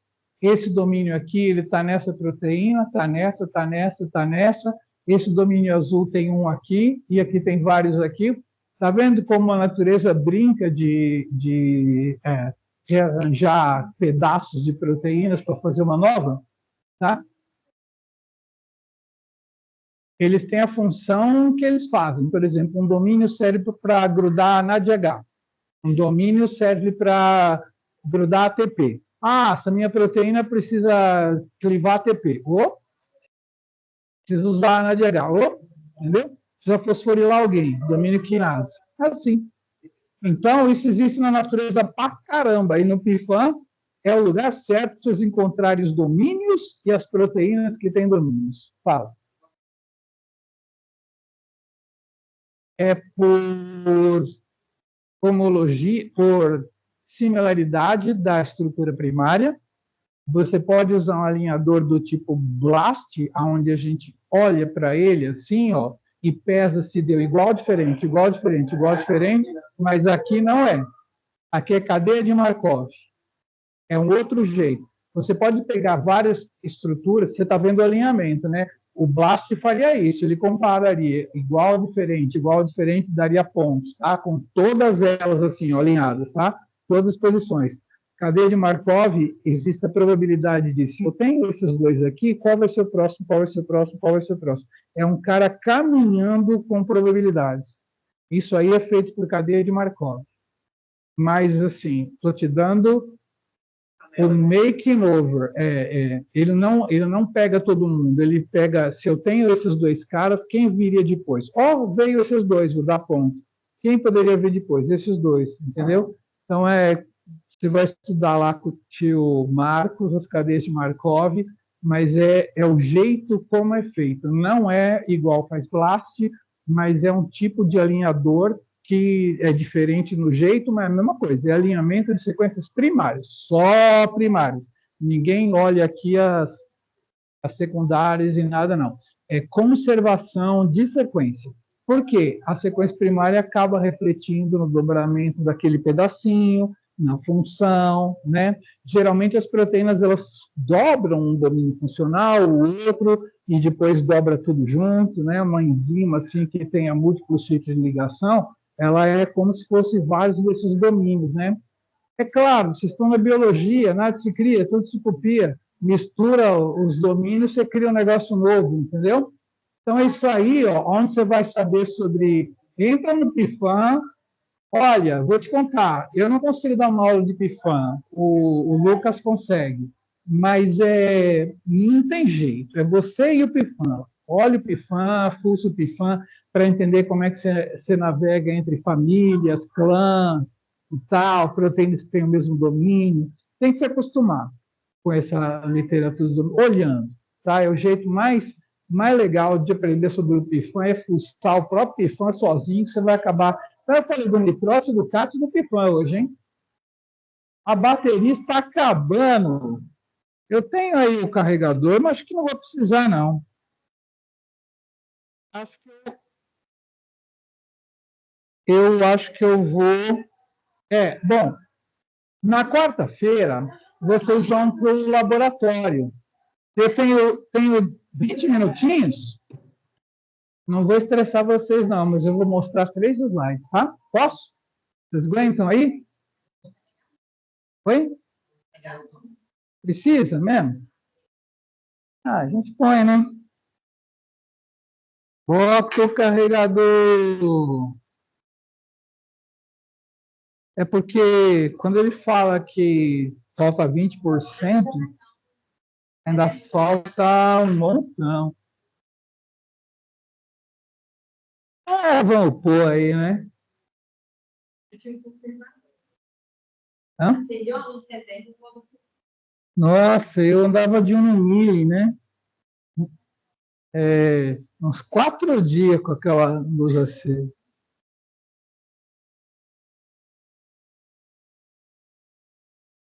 Mas aí eu tive vários palhos, é diferente o esquema. Um andava 3 dias, o outro deu a luz amarela, parou. Tive que catar gasolina. Eu sei onde é que estão os postos de gasolina, que vende tudo. Posso mostrar para vocês. Bom, eu só vou dar um iniciozinho de uma aula, só para fazer uma introduction do que vocês vão ter na próxima aula. Eu tenho que lembrar de compartilhar, né? Porque eu estou gravando. Oh, Deus do céu. Introdução bioquímica biomol, biomol. Ah, DNA, estonas. Caramba, juro que eu vou ter que pegar meu pendrive para pegar isso aqui. Site Biomol, proteoma, mini proteoma, né? Mini proteoma. Legal. Eu só vou falar para vocês, né? Agora eu tenho que compartilhar, né? Será que está compartilhando? Compartilhando. Quem está vendo a aula gravada vai ter que me esperar aqui compartilhar. Eu compartilho o PowerPoint, né? Esse aqui. Quando eu der maximizar, vai dar certo, né? Onde maximiza esse PowerPoint? F5? Não, F5 é... Como? Function F5. Eu quero tirar esse cara daqui. Pronto, tirei, tá aqui. Beleza, e você sai fora. O proteoma, vocês vão estudar mais com a professora Glória, é o conjunto das proteínas todas, né? Guia das Mulheres, mulheroma, conjunto de todas as mulheres. Muito bem. E aí, a gente tem algumas técnicas para estudar, e por que eu não estou... Eu vou ter que fazer isso mesmo? Ah, não, não, não. Não, não. Eu costumo ESC, né? Apresentação de slides, configurar a apresentação de slides. Eu costumo dar aula assim, porque eu faço uma janela pequena e compartilho ela. Mas para maximizar tem que ser assim. Entendeu? Agora maximiza sem aquela barra de baixo. E agora passa.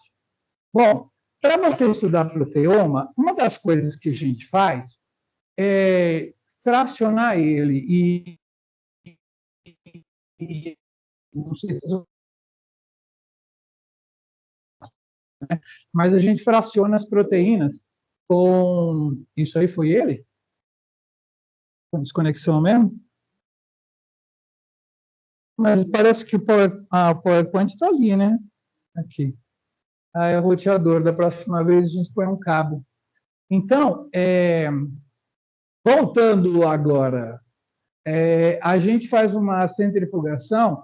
Primeiro a gente pega umas células, por exemplo, um pedaço de fígado, né? A gente coloca num tubo onde tem um pistilo, cujo plástico ele fica extremamente junto do tubo. Praticamente não passa nada entre esse plástico aqui e o tubo. A gente põe o fígado aqui e vai assim, para baixo, para cima, para baixo, para cima, para baixo, para cima. E aí a gente homogeniza e lisa todas essas células aqui, tá?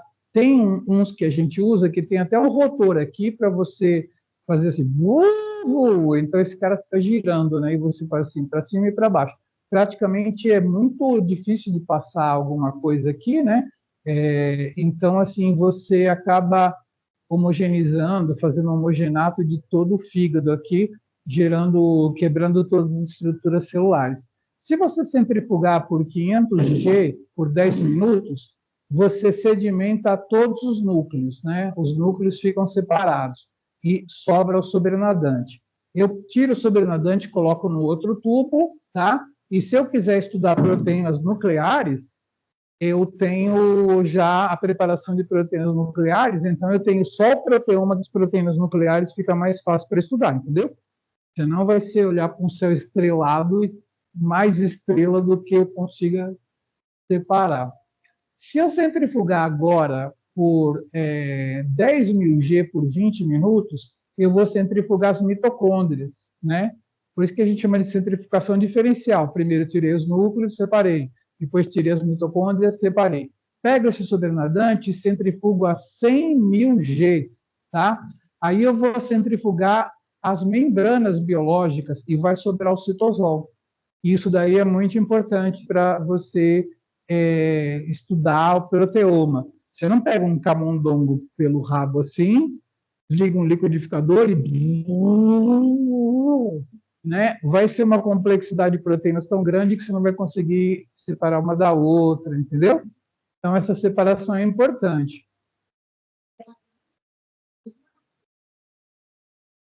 Isso aqui só separa o núcleo inteiro com as proteínas dentro, está tudo bacaninha. A membrana com as proteínas dentro dela continua intacta, sem desnaturar. Muito bem. E agora, nessas precipitações de proteína, às vezes a gente usa sulfato de amônio, sais, ou tem muito sal. Existe uma maneira de a gente tirar, que é assim, antigamente, quer dizer, antigamente precisava de duas pessoas para fazer uma diálise, né? Você pegava uma tripinha de diálise, a professora Maria Helena, do meu departamento, queria fazer diálise de quilos de proteína. Ela foi lá do lado da sede do Cruzeiro, tinha uma fábrica de linguiça. Ela comprou os tubos da tripa de linguiça, de plástico, né? E validou que dava certo o experimento dela. Eu não, eu uso da Sigma, tem um rolinho bonitinho. E aí precisava de duas pessoas, porque a galera usava aqui mesmo. O pessoal usava fio dental para amarrar um lado assim, ó, para fazer amarrar a tripinha, né?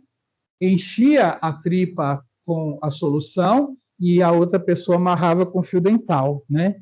Eu tinha uns clipes, né? Que eu acho que a maioria conhece. Você segura assim, faz assim, ele é todo assim, ó. Aí ele clica, inclusive ele já boia, né? De plástico, né? Então, basicamente, você tem que fechar o saquinho hoje sozinho, né? Você fecha de baixo, põe a solução, segura ele em pé, assim, vem com outro clipe, tchau, e aí fechou. Antes precisava de duas pessoas para dar o nó no fio dental. A diálise, ela permite que os sais saiam do saquinho e a proteína fique dentro, entendeu? Quando você faz isso por uma noite, você depois vem com outro becker de 2 litros e tira o cara que já fez uma noite de diálise e coloca ele em água limpa para tirar o restinho. Diálise sempre a gente faz duas vezes, né? Põe ali num becker tal, grande, dialisou, aí vem com outro becker, pega o saquinho para te sair tudo, entendeu? Dá aquela diluída. É melhor do que você usar uma caixa d'água, você fazer isso uma vez e outra vez. A diálise. E agora é o que eu quero ensinar vocês a brincar para a próxima aula, que é a cromatografia. Quem tem criança de, sei lá, idade escolar, 7 anos, em casa, estiver chovendo, tem? Não, prima, filha dos amigos, né? Beleza. Você pode pegar hibiscos. Quem conhece planta hibiscos? Hibiscos é bem legal. Hibiscos, né? Hibiscos, que cores de hibiscos vocês conhecem? Rosa, amarela, laranja, roxa, lilás, essas cores, tudo que as mulheres sabem falar tem hibiscos, né? Se eu te falar que é tudo a mesma cor, é só o pH da flor, pH da terra e da flor que faz. Então, você pega as pétalas, né? Coloca em álcool. Ferve esse álcool em banho-maria, que é quando você ferve uma água e o copo com, né, recipiente com álcool está dentro, né? Ferve em banho-maria, para não pôr fogo no álcool.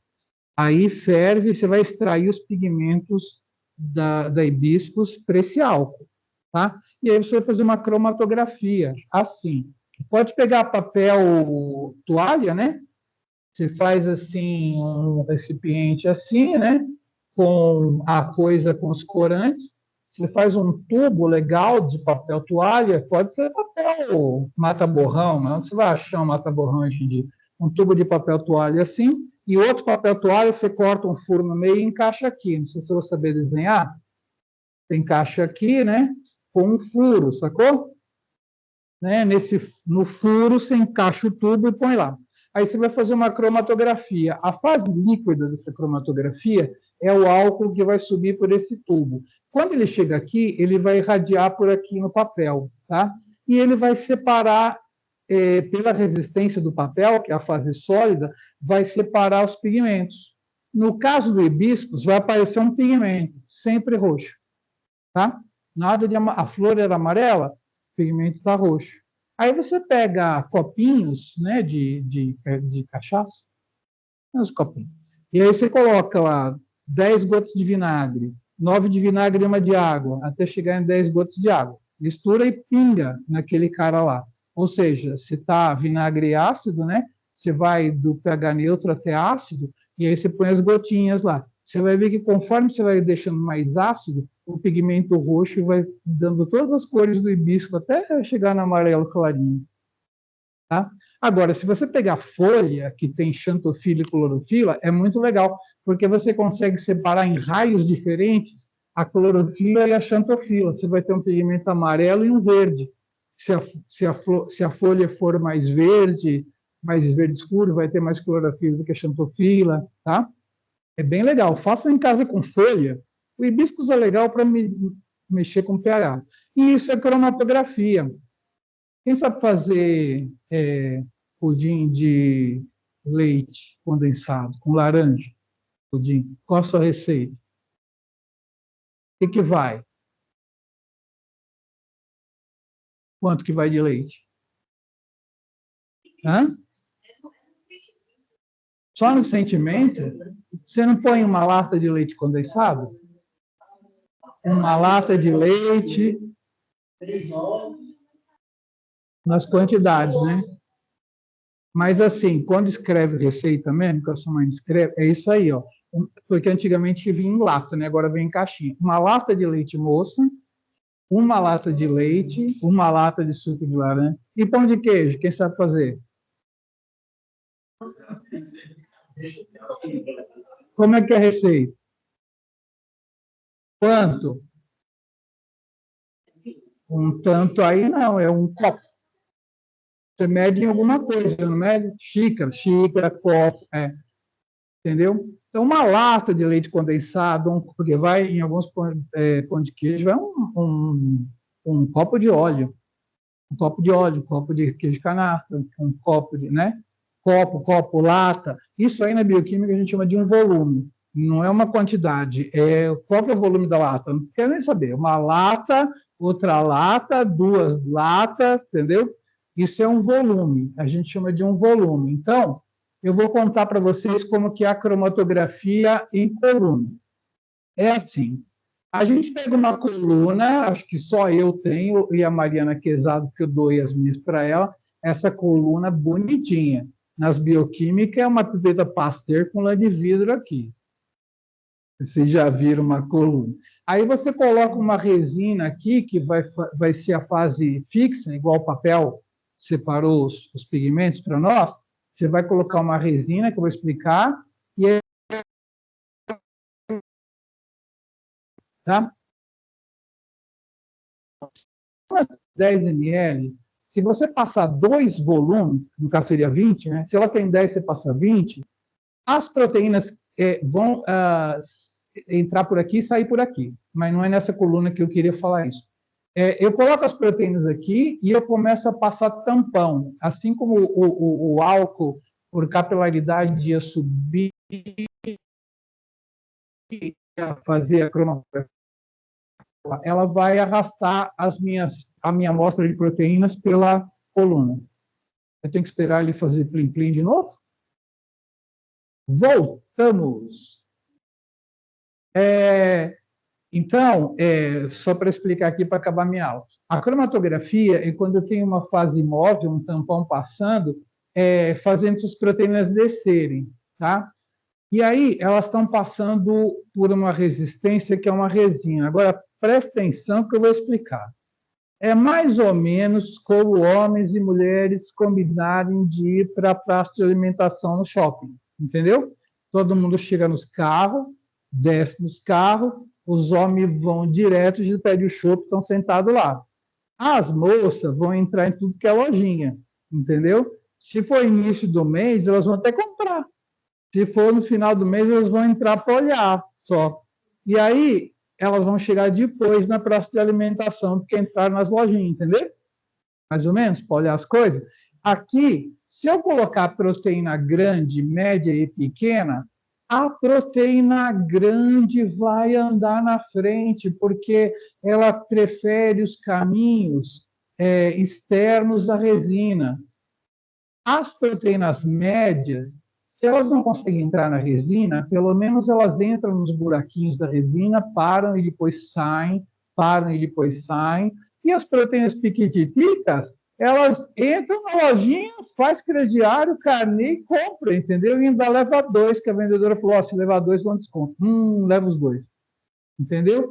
Porque elas estão entrando dentro da resina, saindo pelo outro lado. É claro que isso leva tempo, entendeu? Então, é meio difícil de imaginar, né, que as pequenininhas vão chegar por último. Não é por causa disso, porque elas estão usando um caminho mais longo. Elas estão entrando dentro da resina e percorrendo os caminhos internos. Essas aqui estão encaixando na resina e se atrasando. Mesmo que ela não entre dentro, ela encaixa, depois solta. E essas daqui, elas falam assim, não, vou direto para tomar meu chopp.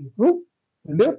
Então, aqui você pode ter um estudante de mestrado trocando os tubos, né? Ou um robozinho, se você encontrar um, né? Porque acho que nem tem uns funcionando. Vai ter que ser estudante de mestrado trocando os tubos. Então, as proteínas maiores vão sair primeiro, depois vão sair as outras, depois vão sair as outras, entendeu? Isso é uma cromatografia. Sacaram?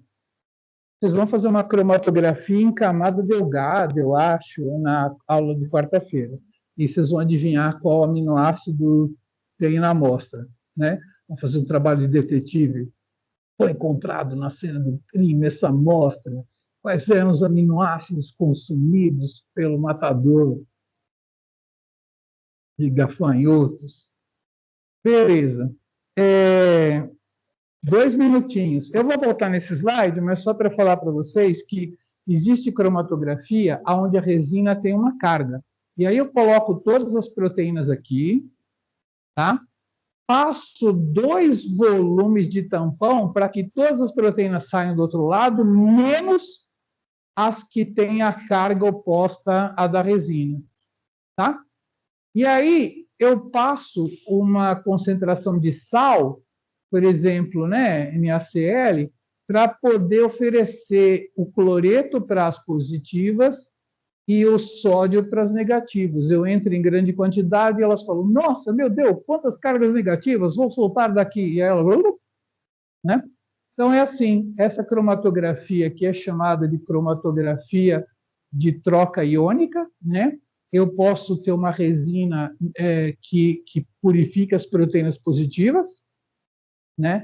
Eu coloco todas as proteínas aqui, passo 2 volumes, todo mundo que não está ligado eu jogo no lixo, e aí eu ponho esses tubos e passo uma concentração de sal crescente. E aí elas vão saindo e vão saindo pelo outro lado. E a gente usa o verbo eluir. Vamos conjugar. Eu eluo, tu eluis, eles eluem. E elas eluem. Nós eluímos, vós eluís, elas eluem e eles eluem. Certo? É o verbo eluir. Então, eu vou eluir a proteína que estava presa. Eu vou passar em ACL e vou eluir. E só vou falar de mais uma, que é uma cromatografia de afinidade. A minha resina pode ter glicose, eu faço a mesma coisa. Eu ponho as proteínas todas aqui, passo 2 volumes, quem não gosta de glicose vai embora, e aí as que gostam de glicose ficam presas. Como eu tiro uma proteína de lá? Como eu eluo uma proteína que gosta de glicose? O que eu passo para convencê-la a soltar? Glicose. Eu passo um monte de glicose, ela fala, meu Deus, por que estou aqui preso em 2 glicoses com tantas? Aí eu vou pegar essa glicose e ela elui, né? Beleza. E eu só quero falar uma coisa para vocês. Um dia vocês vão usar o High Pressure Liquid Chromatography, tá bom? High Pressure Liquid Chromatography é a mesma coisa, só que em vez de você fazer uma cromatografia de purificação por peso molecular, que é a primeira, ou de troca iônica, que é a segunda, ou de afinidade, e usar o prédio do CB inteiro, né? Uma pessoa coloca lá em cima, uma coluna lá embaixo, uma pessoa lá embaixo, entendeu? Você pega essa resina toda e empacota numa resina de aço, de alumínio, assim, ó.